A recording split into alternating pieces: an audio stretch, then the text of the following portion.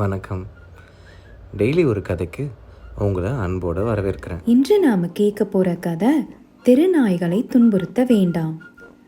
கோவிந்தபுரம் என்னும் சிற்றூர். அந்த ஊரில் பெரும்பான்மையான மக்கள் விவசாயம் செய்து வாழ்ந்து வந்தனர். விவசாயத்திற்கு ஏற்றவாறு அந்த ஊரில் பெரிய ஆறு ஒன்றும் நிறைய வாய்க்கால்களும் உண்டு. வாய்க்கால்களில் ஓடும் நீரில் விவசாயமும், ஆற்றில் ஓடும் தண்ணீரில் குடித்தண்ணீர் மற்றும் பல தேவைகள் அங்குள் மக்கள் பூர்த்தி செய்து கொள்வார். அந்த ஊரில் சிவனேசன் என்னும் விவசாயி வாழ்ந்து வந்தார். அவருக்கு மனைவியும் பூபதி என்னும் ஒரு மகனும் பூங்குடி என்னும் பெண்ணும் உண்டு. பூங்குடி 2 வயது குழந்தை. பூபதி 6ஆம் வகுப்பு படித்து கொண்டிருந்தான்.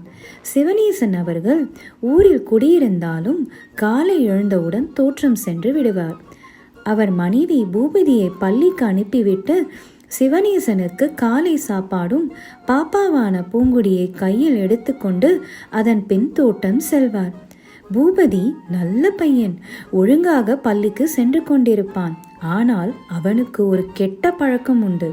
இவன் செல்லும் வழியில் தெரு நாயோ பூனையோ இருந்தால் போதும், உடனே கல்லை எடுத்து வீசி அதனை காயப்படுத்துவான். ஒரு சில நாய்கள் எதிர்த்தாலும் இவன் எரியும் கல்லை கண்டு பயந்து போய் ஓடிவிடும். இதனால் இவன் வருகின்றான் என்றால் அந்த தெருவில் இருக்கும் நாய் பூனைகள் ஓடி ஒளிந்து கொள்ளும். இவனுக்கு அதை பார்க்க ஒரு மகிழ்ச்சியாக இருக்கும். இவன் அம்மாவோ பூங்குடிக்கு சாப்பாடு ஊட்டும் பொழுது அங்கு இருக்கும் 1-2 நாய்களுக்கும் ஒரு கைப்பிடி சோறு போடுவாள். அதனால் தினமும் பூங்குடிக்கு சாப்பாடு ஊட்டும் பொழுது 2-3 நாய்கள் வந்துவிடும். அம்மா ஆளுக்கு ஒரு கையுருண்டை சாப்பாடு போடுவாள்.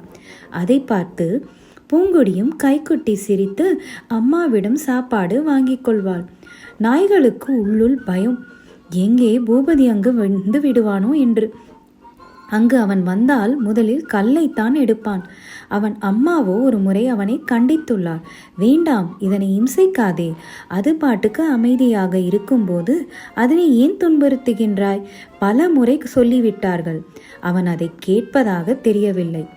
இவர்கள் ஊரின் பக்கத்தில் இருக்கும் டவுனுக்கு சர்க்கஸ் கம்பெனி ஒன்று வந்தது.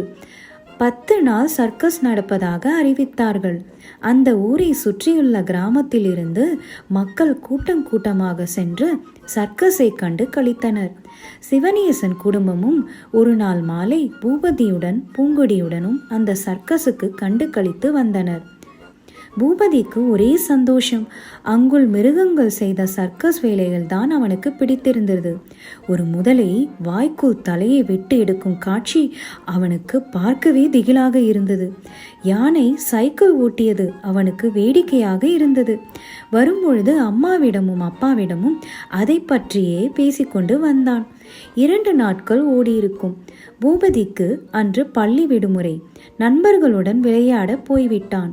அவன் அம்மா அப்பாவை தோட்டத்திற்கு அனுப்பிவிட்டு இருவர்களும் துவைக்க போட்டிருந்த துணிகளை எடுத்துக்கொண்டு பூங்குடியை வெட்ட வெளியில் இடத்தில் உட்கார வைத்துவிட்டு ஆற்றில் குறைந்த அளவு நீரில் ஓடும் இடத்தில் நின்று கொண்டு அங்குள் கல்லில் துணிகளை துவைக்க ஆரம்பித்தாள்.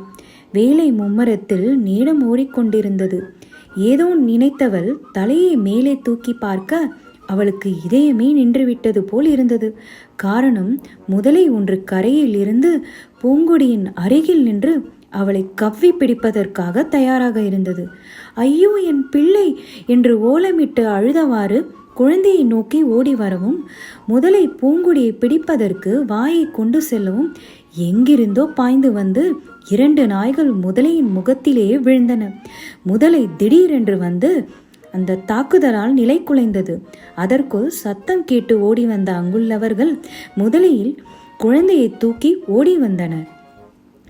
அந்த 2 நாய்களும் முதலையில் காயம் ஏற்பட்டாலும் முதலில் சுற்றி வளைத்து குலைக்க ஆரம்பித்து விட்டன. அதற்குள் மேலும் பல நாய்கள் வந்துவிட முதலை எங்கள் நகர விடாமல் என்ன செய்வது என்று தெரியாமல் தடுமாற ஆரம்பித்து விட்டது. இதற்குள் சர்க்கஸில் இருந்து முதலை எங்கோ தப்பித்து விட்டது என்று பக்கத்து டவுன் தங்கியிருந்த சர்க்கஸ்காரர்கள் அங்கு வர முதலையை மீட்டனர்.